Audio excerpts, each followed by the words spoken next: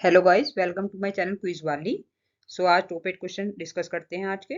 और अगर आप किसी भी कॉम्पिटिटिव एग्जाम की तैयारी कर रहे हैं तो ये आपके लिए यूजफुल होंगे। Let's start. ओके गाइस, शुरू करते हैं। तो सबसे पहले सभी को 15 अगस्त स्वतंत्रता दिवस की हार्दिक शुभकामनाएं। तो क्वेश्चन 1 से स्टार्ट करते हैं गाइस।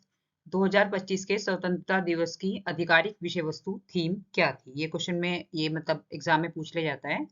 ये हमारी थीम थी 2025 15 अगस्त के लिए नया भारत। तो ऑप्शन बी इज करेक्ट। तो थीम अभी हमने डिस्कस कर लिया है। और मुख्य समारोह प्रधानमंत्री का 12वां भाषण था ये। और लाल किले से उन्होंने दिया है। और ऑपरेशन सिंदूर के बारे में भी, उसके सम्मान के बारे में भी बातें बोली गई हैं भाषण में। और हर घर तिरंगा जो हमारा अभियान चल रहा है उसे कंटिन्यू रखा गया है। ठीक है। इससे जुड़ी हुई कुछ इंपॉर्टेंट टॉपिक्स के बारे में डिस्कस कर लेते हैं जो अक्सर एग्जाम में पूछ लिए जाते हैं। भारतीय राष्ट्रीय ध्वज का इतिहास। पिंगली वेंकैया द्वारा डिजाइन किया गया। और 22 जुलाई 1947 को संविधान सभा द्वारा अपनाया गया था। ठीक है। उसके बाद में राष्ट्रीय ज्ञान। 24 जनवरी 1950 को आधिकारिक रूप से अपनाया गया। ओके। लेकिन पहली बार 1911 में कांग्रेस अधिवेशन में गाया गया था। ओके। स्वतंत्रता भारत के पहले गवर्नर जनरल और राष्ट्रपति। पहले गवर्नर जनरल ये लॉर्ड माउंटबेटन है। और भारतीय गवर्नर जनरल है राजगोपालाचार्य। और पहले राष्ट्रपति हैं डॉक्टर राजेंद्र प्रसाद। और अगर पहले प्रधानमंत्री पंडित जवाहरलाल नेहरू। ओके। आजादी के समय रियासतों का विलय सरदार वल्लभ भाई पटेल ने किया था। और वीपी मेनन की भी इसमें भूमिका है खास। और हैदराबाद जूनागढ़ का एकीकरण हुआ था इसमें। उसके बाद में आजादी का समय की आर्थिक स्थिति। 1947 में भारत की साक्षरता दर केवल 12% थी। और अभी कितनी है वो आप मुझे कमेंट करेंगे कमेंट सेक्शन में। ओके। और प्रति व्यक्ति आय लगभग ₹250 सालाना। अभी आप प्रति व्यक्ति आय कितनी है वो भी आप मुझे कमेंट सेक्शन में कमेंट करेंगे। ओके। 15 अगस्त को लाल किले का महत्व। मुगल कालीन प्रतीक है ये एक, जैसा कि हम सब जानते हैं। और राष्ट्रीय एकता का प्रतिनिधित्व करता है। ओके। सो नेक्स्ट क्वेश्चन पर चलते हैं गाइस। नशा मुक्त भारत अभियान को भारत में कब से चलाया जा रहा है? अभी ये 5 वर्ष से हो चुके हैं। ये 5 वर्ष पहले से चलाया जा रहा है। 2020 में ये शुरू हुआ था। ये ड्रग्स फ्री इंडियन कैंपेन जो है ये को 5 वर्ष पूरे हो गए हैं। और ये अभियान सामाजिक न्याय और अधिकारिता मंत्रालय, ठीक है, ये पूछ लिया जाता है कि प्रमुख पहल है जिसे राष्ट्रीय स्तर पर चलाया जा रहा है। तो ऐसे ही जो और अभियान है उनके बारे में भी एक बार देख लेते हैं। स्वच्छ भारत मिशन, देश में स्वच्छता, शौचालय निर्माण, कचरा प्रबंधन को बढ़ावा देने के लिए। पोषण अभियान, कुपोषण को कम करने, बच्चों में और किशोरियों व गर्भवती महिलाओं के पोषण स्तर को सुधारने के लिए। बेटी बचाओ बेटी पढ़ाओ, लिंग अनुपात सुधारने। और जैसा कि हम सब जानते हैं कि गर्भपात करा दिया जाता है।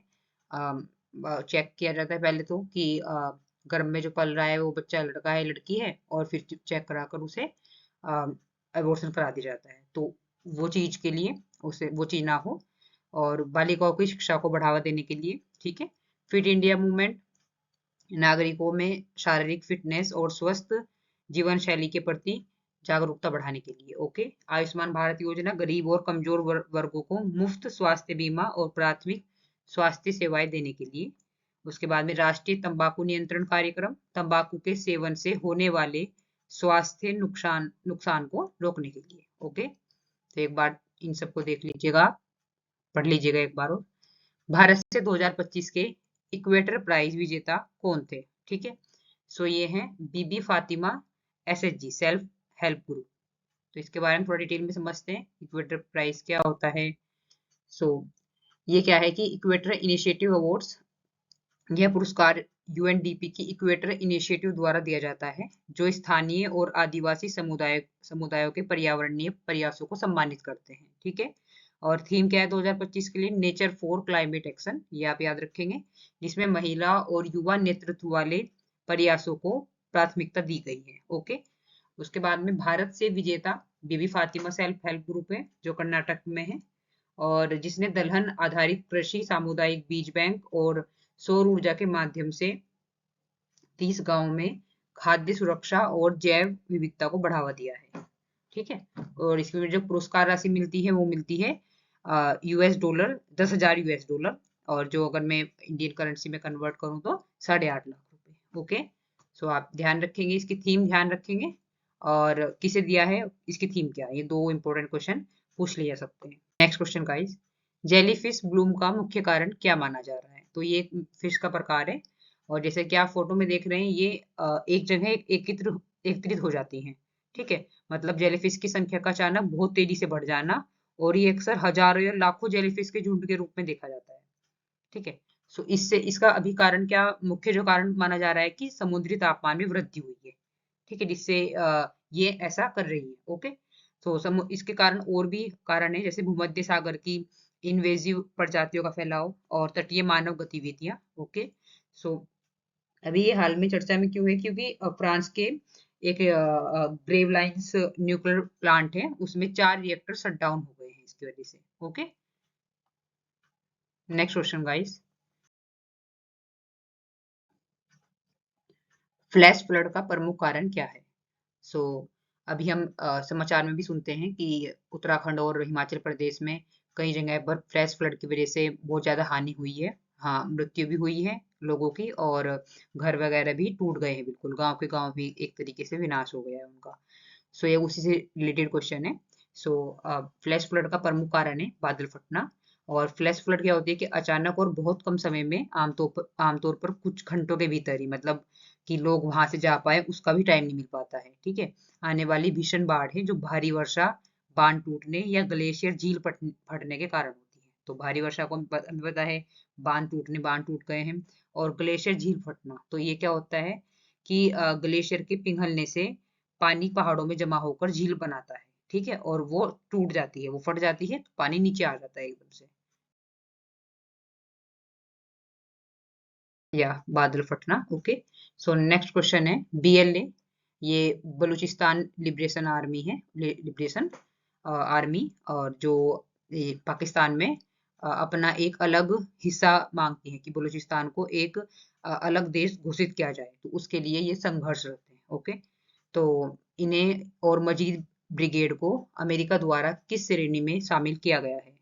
सो ये मेरे ऑप्शंस हैं। So foreign terrorist organisation, FTO में इन्हें शामिल कर दिया गया है। ओके, सो FTO क्या है? FTO ऐसे विदेशी संगठनों को कहा जाता है जिन्हें अमेरिकी विदेश मंत्रालय आधिकारिक रूप से आतंकवादी घोषित करता है। ओके, तो आगे देखते हैं इस क्वेश्चन के बारे में, थोड़ा डिटेल में समझते हैं। सो BLA एक अलगाववादी संगठन है जिसे कई देशों, इंक्लूडिंग भारत, पाकिस्तान, अमेरिका, यूरोपीय संघ ने विदेशी आतंकी संगठन के रूप में मान्यता दी है।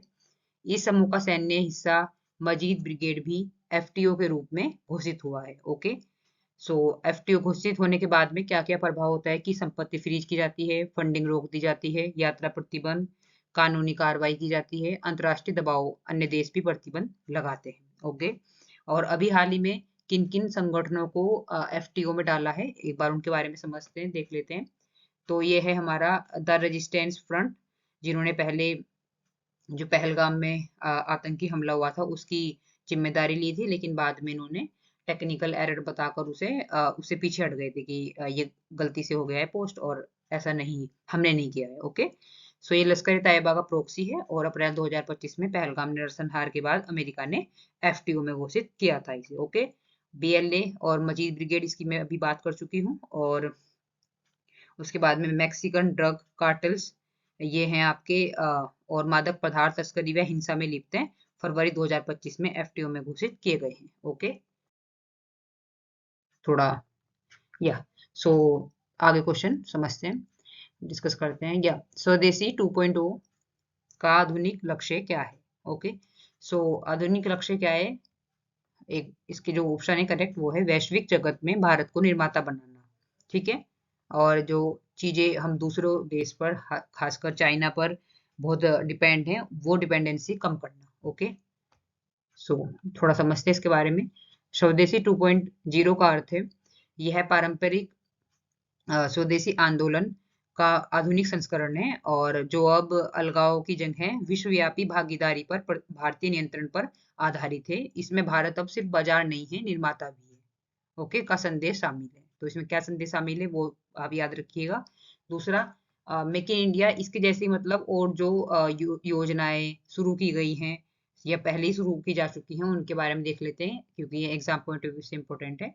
सो मेक इन इंडिया 2014 में शुरू की गई पहले, जिसका लक्ष्य भारत को वैश्विक विनिर्माण हब बनाना है। आत्मनिर्भर भारत 2020 में शुरू किया गया। वोकल फॉर लोकल, स्थानीय उत्पादों और व्यवसायों को बढ़ावा देकर घरेलू उपयोग को मजबूत करने की अपील। स्टार्टअप इंडिया 2016 में शुरू, भारत में उद्यमिता को बढ़ावा देकर नवाचार रोजगार सृजन करना। डिजिटल इंडिया, डिजिटल अवसंरचना, इंटरनेट कनेक्टिविटी और ऑनलाइन सेवाओं का विस्तार करना। उसके बाद में स्किल इंडिया, युवाओं को उद्योग उपयुक्त कौशल देकर रोजगार योग्य बनाना। ओके। उसके बाद में वन डिस्ट्रिक्ट वन प्रोडक्ट, ये क्या है कि हर जिले के विशेष उत्पाद को राष्ट्रीय और वैश्विक बाजार में पहचान दिलाना। ओके, आगे बढ़ते हैं। सो ये हमारा लास्ट क्वेश्चन है। पीएम मित्र योजना के तहत कितने राज्यों में जूट वस्त्र, जूट होते हैं ना जिससे वस्त्र बनते हैं, पार्क स्थापित करने की योजना है? So correct option is 7 park स्थापित करने की योजना है। तो इसके बारे में समझते हैं थोड़ा। सो जूट आयात प्रतिबंध, अभी अभी क्या किया है सरकार ने कि बांग्लादेश से भूमि मार्ग से प्रतिबंधित कर दिया है कि भूमि मार्ग से होकर कोई भी जूट या रस्सी वगैरह हमारे देश में नहीं आएंगे। अब केवल नावा सेवा से संभव है, मतलब जो एक बंदरगाह है नावा सेवा नाम से, और ये महाराष्ट्र में है, सिर्फ उसी से ही, उस मार्ग से ही अनुमति दी गई है। ठीक है।